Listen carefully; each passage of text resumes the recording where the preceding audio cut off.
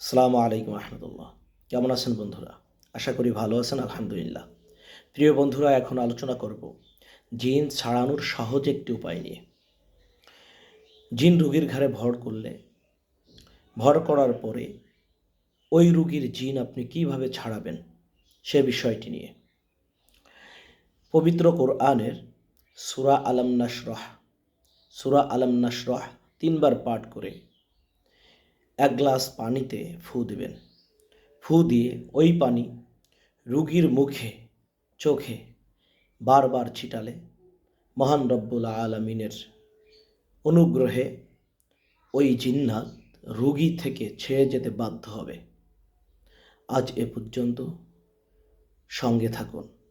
যে কোনো প্রয়োজনে ডিসপ্লের নাম্বারে যোগাযোগ করার অনুরোধ রইল। আসসালামু আলাইকুম ওয়া রাহমাতুল্লাহ।